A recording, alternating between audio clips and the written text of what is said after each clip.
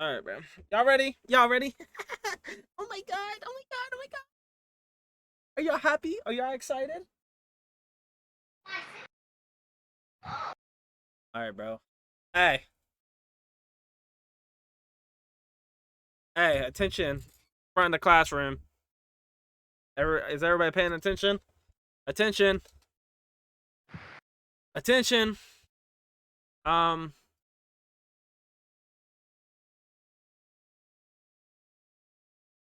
disturbing interviews with serial killers. Y'all ready? Are you guys excited? 1 out of 10. How excited are you guys? Ant, shut the fuck up. All right. Okay. You know, you know,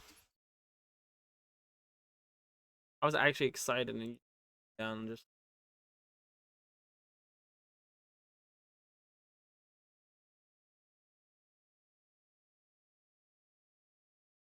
It would probably hurt if I did that.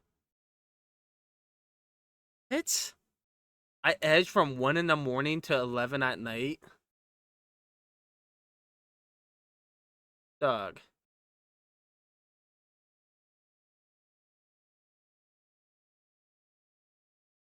Why am I getting treated like this? It's always play the video and not Anthony, when you want to make the video. No, my fault. All right, we can play it. I'm sorry. Why do you want to be executed?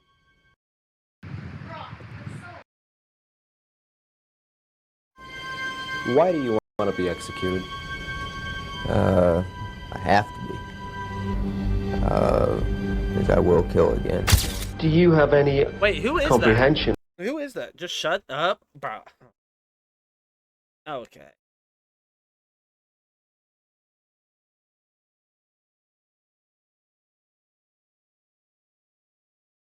Have I mentioned how much a little bit, a little bit. Of the suffering that you brought the families of the people that you killed? I don't have any remorse. These are some of the most dangerous killers who ever lived. Get ready as we delve into the darkest corners of the human psyche. In this video of disturbing interviews with serial killers, we explore the twisted minds of some of the most notorious murderers in history. Brace yourself for a journey into the depths of depravity as we uncover the shocking confessions and disturbing revelations from these cold-blooded killers. Jeffrey Dahmer. Hey, chat, you know I'm a cool-blooded killer.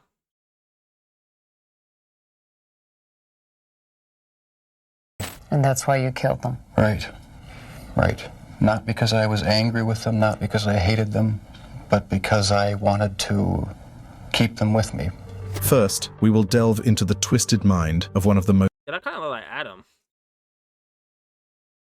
infamous murderers in history, Jeffrey Dahmer, also known as the Milwaukee Cannibal. As the interview begins, we are immediately struck by Dahmer's intelligence and articulation. Dahmer starts by revealing the obsessive desires and thoughts that consumed him. He explains that he was driven by an insatiable need to control and possess his victims permanently. In an attempt to understand his actions, Dahmer also admits that he still feels the old compulsions and urges. Do you still feel those same urges? Do you still feel that compulsion, that obsession? I wish I could say that it just left completely, but no, there are times when I still do have the old compulsions. It is clear that Dahmer's disturbing behavior began long before his killing spree. He had a history of arrests for indecent exposure, disorderly conduct, and even fondling a 13-year-old boy.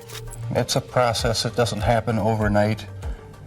When you depersonalize another person and view them as just an object, I still can't believe that. an object for pleasure instead of a living, breathing human being. In 1978, at the age of 18, Dahmer committed his first murder. His victim was Stephen Hicks, a hitchhiker whom Dahmer lured to his parents' home under the guise of offering him a place to stay. Dahmer's method of murder would become a chilling pattern. He would lure his victims, often young men, to his apartment or hotel room, promising them money or a place to stay. Once there, he would drug them, rendering them helpless and vulnerable to his sadistic desires. When you killed these men, afterwards, were you repulsed? Were you upset? No, at the time, That's again. it was almost addictive. It was almost a surge of energy. After killing his victims, Dahmer would engage in acts of necrophilia. He would violate their lifeless bodies, indulging in his darkest fantasies. But Dahmer's depravity didn't end there. Dahmer admits to photographing his victims, capturing their appearance and physical beauty. It was my way of remembering their appearance, their physical beauty. I'm sorry, I Chad. also wanted to keep if I couldn't keep them there with me whole, at least I felt that I could keep their skeletons.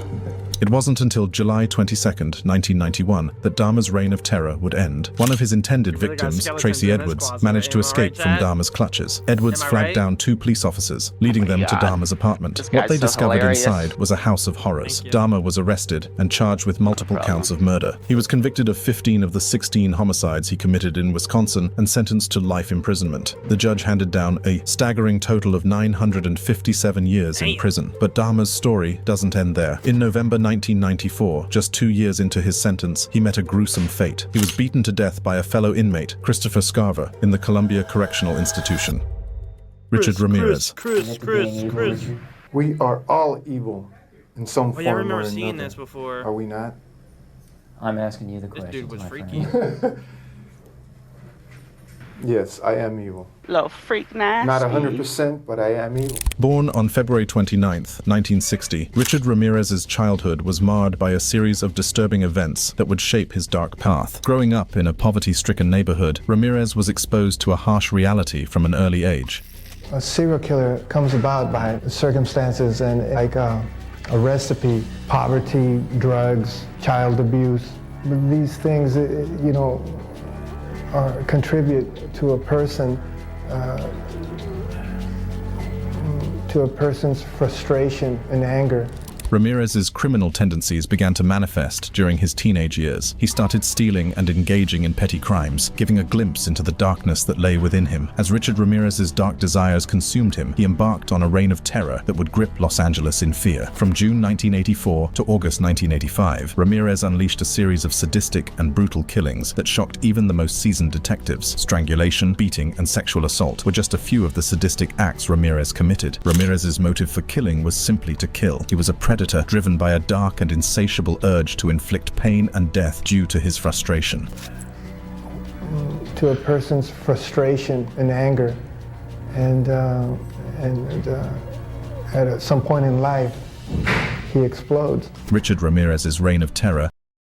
Y'all remember the viral hatchet wielding hitchhiker? Did I hear what he did? No, I didn't. I don't think I heard about that. Oh, what happened?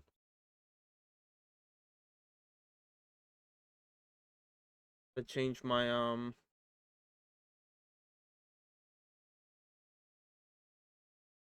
eventually came to an end when he was captured by a group of residents who recognized him and handed him over to the police. What followed was one of America's most notorious courtroom dramas. As the trial unfolded, shocking details emerged about Ramirez's fascination with Satanism. Ramirez, however, claimed the world had been fed lies about him. What do you want the world to know about you?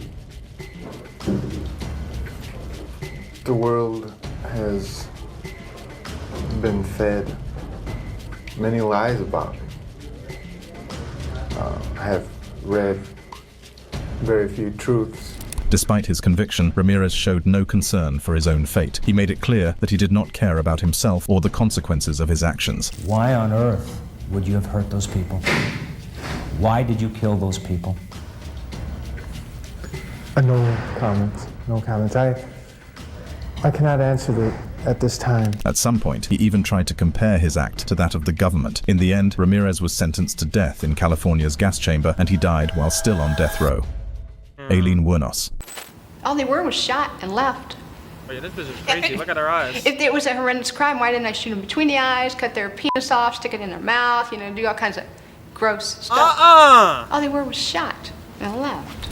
Next, we bring you face to face Who with Aileen brings up that Wuornos, one of the image? most What the fearsome fuck? female serial killers in history. From a young age, Wuornos experienced a troubled upbringing marked by abuse and abandonment that would shape her into the person she would become. I hate those male. God. I hate those male cops. Real bad, because they're dirtballs.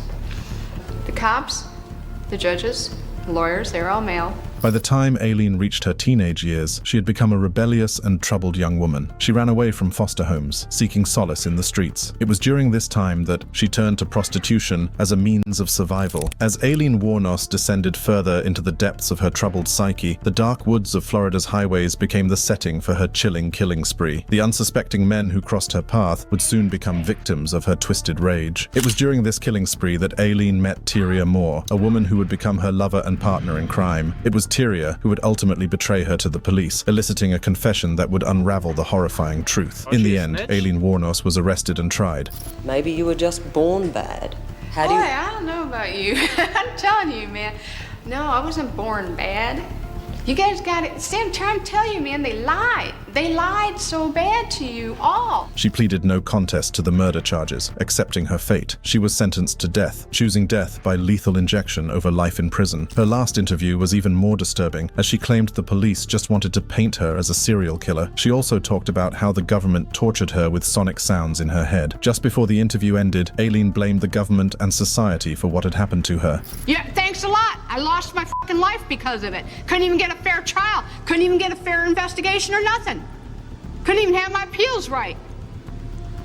You sabotaged my ass, society, and the cops, and the system. A raped woman got executed. Wesley Allen Dodd. Why do you want to be executed? I have to be. Because I will kill again. Wesley Allen Dodd was born on July 3rd, 1961, in Toppenish. At least he's honest.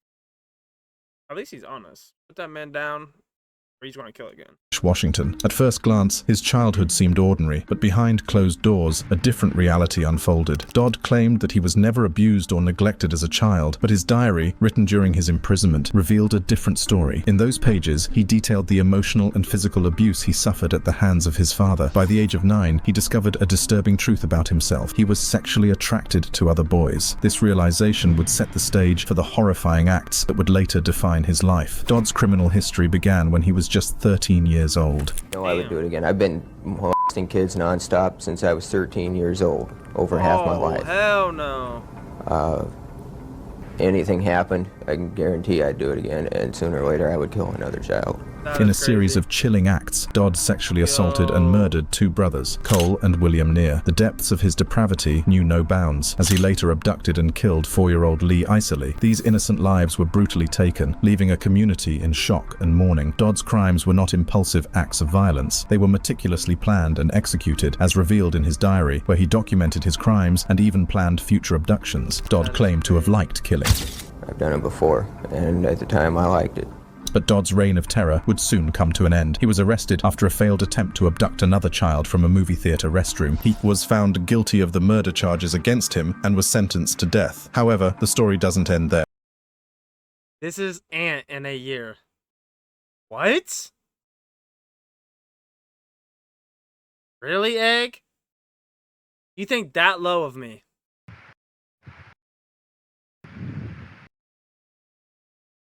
Matter of fact, I ain't gonna. Dodd chose to be executed by hanging, the very same method he used to end the life of Lee Iserly. Despite his conviction, Dodd in an interview said if he was ever free, he still had someone he'd like to kill. I'm not going to say who, but there is somebody out there. There's a man out there. There's a man. Yeah. Someone related to the case that got you imprisoned in the first place? Not directly, no. The interviewer decided to probe further. But it's something that you know that you're going to do, or you plan to do, you want to do. Yeah. Dodd also talked about why his execution would be a good thing. When asked how he lived with himself after killing 3 innocent boys, Dude said he felt guilty but tried not to think about it. Finally, Dodd expressed his full desire to die because it meant relief for him and was the only way to guarantee he wouldn't hurt anyone. Eventually, Dodd was executed by hanging on January. Hey, free Egg until it's backwards. Free Egg until it's backwards, chat. This can't be right. 5th, 1993. Ted Bundy. I don't want to die. I'm not going to kid you. Okay, kid you not.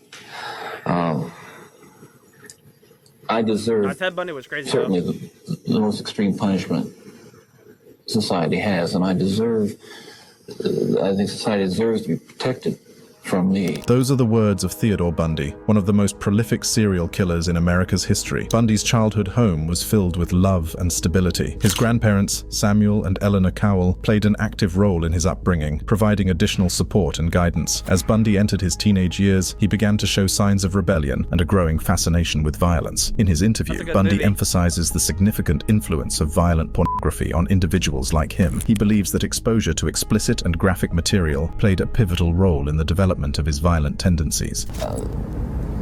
We're talking about an influence that is the influence of violent types of media and violent pornography, which was an indispensable link in the chain of behavior, the chain of events that led to the behaviors, to the assaults, to the murders, and what happened. Over time, Bundy would go on to commit over 30 murders, yet he claimed he was innocent when he was newly apprehended. Salt Lake, when you were extradited, you issued a statement saying you feel that everything will turn out all right, that you are innocent. Do you still feel that?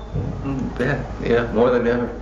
He even stated that he was angry at being locked up for a crime he didn't commit. Sure, I get angry.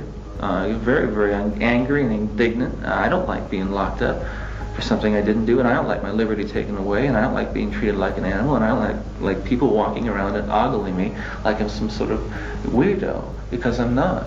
However, he eventually admitted to the murder, and right before he was executed, Bundy in his last interview said while he deserved to die, it didn't change what had happened. Because there is no way in the world that killing me is going to restore those beautiful children to their parents and correct and soothe the pain. Ted Bundy was eventually executed in the Rayford electric chair on January 28, 1989. His last words were, "I'd like you to give my love to my family and friends." Carol Edward Cole. Why not fight for your life? I just don't care to.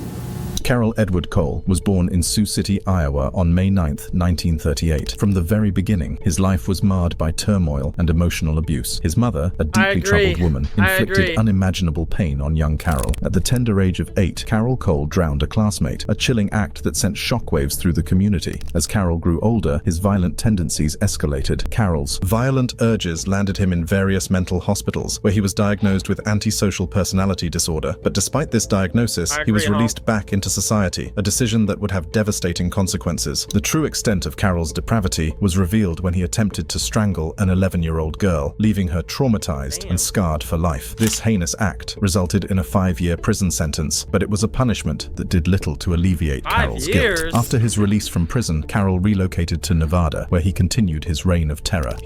Wait, did we just hear that right? Attempted to strangle an 11-year-old girl, and he only got 5 years of sentence? Resulted in a 5-year prison sentence, but it was a punishment that did little to alleviate Carol's guilt. After his release from prison, Carol relocated to Nevada, where he continued his reign of terror. He targeted women, often choosing those he believed to be unfaithful. Carol's reign of terror came to an end when he was convicted and sentenced. Yeah, he strangled an 11-year-old girl. Give him 5 years. He tried. I mean, it's not like he succeeded. Give him 5 years. We'll let him out. To life in prison in Texas. But justice wasn't finished with him yet. In 1984, he was extradited to Nevada, where he faced trial for the strangulation deaths of 2 women. The evidence against him was overwhelming, and he was sentenced to death. In an exclusive television interview, he discussed the suffering he had inflicted upon his victim. At that point, bro, put the judge in jail, bro. Something about that judge we don't know about. Expressing a twisted sense of remorse. He singled out an 11-year-old girl, a victim from 1967, as the source of his deepest guilt. Are you sorry? For the victim? Yes. Yes. Are you? Anyone in particular? Especially the one that was the 11-year-old girl way back in 1967. The interview took a chilling turn when Carol was asked about the possibility of pain during his impending execution, since it was the first time the state was using the lethal injection method. If I said if I wasn't concerned about that, I'd be lying. Because everybody wants to go the easiest, most comfortable way. The ultimate question of whether Carroll believed he deserved to die hung in the air. Unable to answer directly, he acknowledged the gravity of his crimes and the magnitude of the ultimate punishment. Considering what he had done, he believed he deserved the fate that awaited him. Do you deserve to die? I can't answer that question. Well, it's the ultimate question. It is the question. For what I did, yes, I think I deserve to die. On December 6, 1985, Carroll's execution was carried out by lethal injection, a method that would bring an end to his reign of terror. Gary Ray Bowles. It's not hard to kill somebody. You can kill somebody pretty easy if you have the mindset for it. It was the year 1994 when Gary Ray Bowles embarked on a chilling killing spree that would send shockwaves through the nation. It all started in the vibrant city of Daytona Beach, Florida, where Bowles met his first victim, John Roberts, at a local bar who offered him a place to stay. Little did Roberts know that this chance encounter would lead to his untimely demise. According to Bowles, an image showing on Roberts' TV triggered him into murdering the other man. That video triggered a memory that I had blocked out of me being a little kid. The switch went on and that was it. And I just snapped. 7 weeks after the chilling murder of John Roberts, Gary Ray Bowles continued his reign of terror, leaving a trail of devastation in his wake. I was on a real adrenaline high. From there on, it was just downhill rage. This time, his sinister path led him to Savannah, Georgia, where he claimed his second victim, Milton Bradley, a World War II veteran. From there, Bowles would go on to murder 6 other men, earning him the nickname I-95 Killer, since most of his victims lived close to the Interstate 95.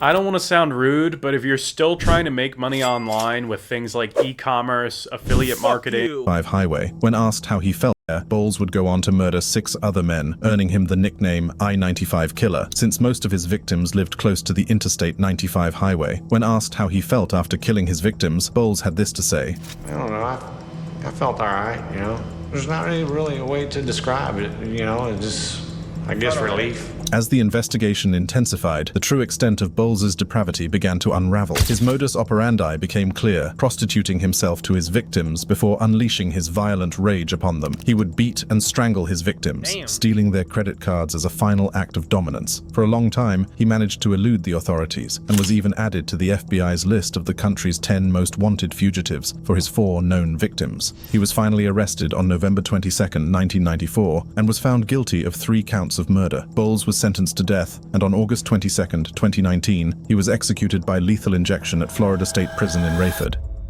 Edmund Kemper. I walked up to her bed. She's laying there reading a paperback, as many thousands of nights before. And she said, "Oh, I suppose you're going to want to sit up all night and talk now." Shit. And I looked at her, I said, "No." I said, "Good night." And I knew I was going to kill her. Edmund Kemper, also known as the co-ed killer, had a troubled childhood that laid the foundation for his disturbing path. Born on December 18, 1948 in Burbank, California, Kemper's early years were marked by a tumultuous family life. His mother, Clarnell Kemper, was an alcoholic and possibly suffered from borderline personality disorder, which created a toxic environment for young Edmund. The troubled relationship between Kemper and his mother further fueled his violent tendencies. My mother was a sick, angry, hungry, and very sad woman. I hated her.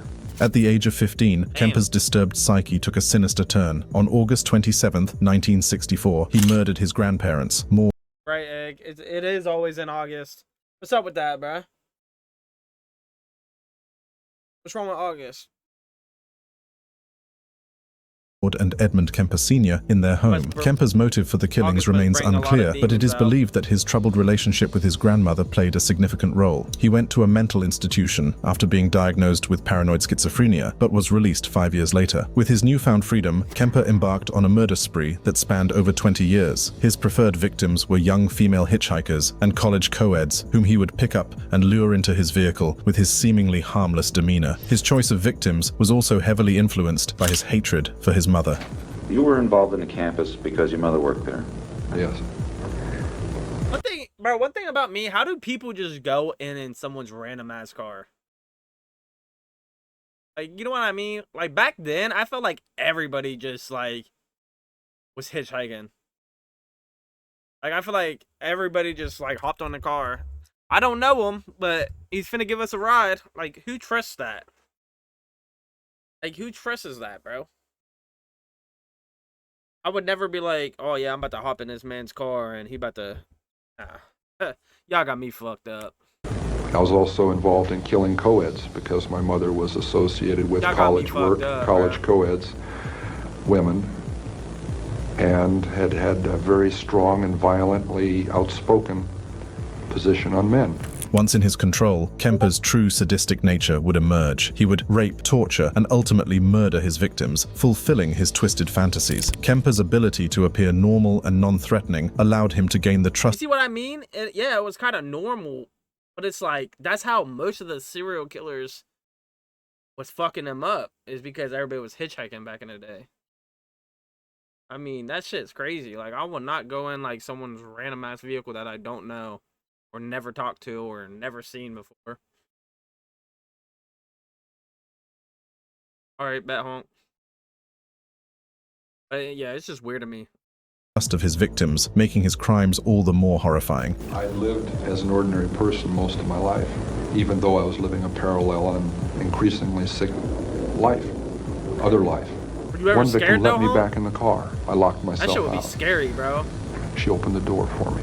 During this reign of terror, Kemper would often dispose of the bodies in remote locations, burying some of the remains. Dude, I could only imagine. I'd be hearing truck drivers be weird.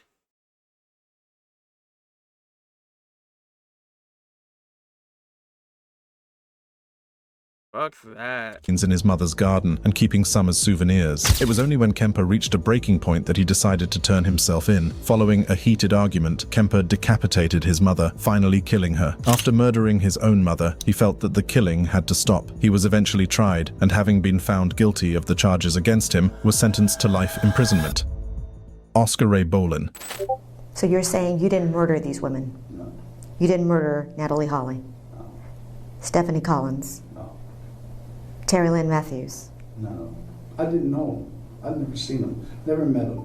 These are the words of convicted serial killer Oscar Ray Bolin. What makes them even more chilling is his persistent claims of innocence, even when the evidence against him was overwhelming, including the testimonies of 3 family members. Born on January 22, 1962, in Portland, Indiana, Bolin's early life was marred by a troubled childhood. He was subjected to physical and emotional abuse from his parents. As he grew older, his troubled upbringing manifested in a series of brushes with the law, foreshadowing the darkness that lay ahead. It was in Tampa, Florida, where Bolin's true nature would be unleashed. As a young adult, Bolin became a serial killer, targeting and brutally murdering young women. On January 25, 1986, the first murder attributed to Bolin sent shockwaves through the community. Natalie Blanche Holly, a 25-year-old night manager at a local restaurant, was brutally stabbed to death. The brutality of the crime sent a chilling message to the residents of Tampa. A serial killer was on the loose. Months passed, and the body count continued to rise. Stephanie Collins and Terry Lynn Matthews, 2 more young women, fell victim to Bolin's insatiable bloodlust. Bolin's crimes remained unsolved for nearly 4 years, leaving the families of the victims. Oh, y'all are wild. Oh, for real, back to my days, I was meeting guys late at night.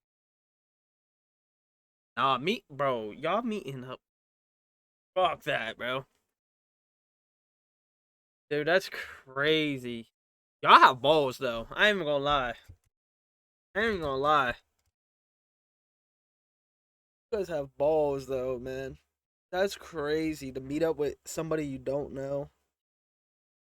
And just like...